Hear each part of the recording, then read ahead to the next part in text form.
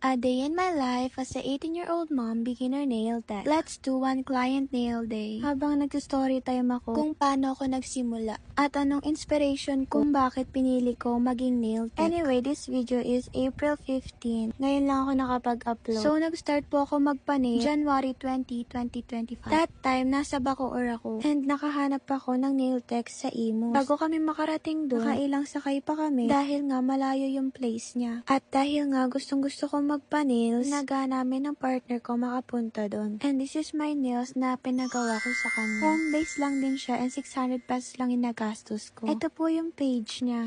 Sa sobrang satisfied ko, March 8, 2025, nagpagawa ulit ako. Sobrang nagandahan ako sa mga pinagawa ko sa kanya. Kaso lang, nakakapagod bumiyahin ng ganun katagal. Kaya doon na pumasok sa isip ko yung idea na bakit hindi ko subukan na mag-business din ng ganun. Naisip ko rin na since walang masyadong nail tech dito sa Bacoor, ipagpapatuloy ko na yung naisip kong mag-nail tech. May 30, 2025, I was 3 months pregnant. That was the day na nag-start akong mag-nails. At yun po ang unang-unang naging inspiration ko. At ito po yung gawa ko at ang pricing ko. And the rest yung mga malapit lang din po sa amin. June 12, ito na po yung gawa ko. Fast forward to June 18, umuwi po ako ng QC na kung saan ihitimo akong nakatira. June 19, 2025, I was diagnosed with a high-risk pregnancy. Halos 1 week akong naka-bed rest lang. Kaya kahit na gustong-gusto kong mag-nails para makapag-ipon, pinili ko na lang mag-bed rest at magpahinga. Kaya kahit na bawal akong magpagod, I'm still doing my best para makapag-practice at mag-improve pa yung gawa ko. Kaya thankful ako sa lola at sa mommy ko ay nahayaan nilang pag-practicean ko sila. Fast forward to July 14. Nagpanil sa akin yung tita ko. And binigyan niya ako ng 500. 250 price ko and 250 rin yung tip niya. After that, nag-practice din ako sa sarili. Kaso lang, hindi pa ako tumatagal ng 1 hour. Sumasakit na po talaga yung likod ko. Nag-stop na muna ako hanggang sa mga nakako ng November. December 16, 2025, nag-practice ulit ako sa mom ko. At ito po yung setup ko that time. January 23, 2026, ito na yung gawa ko.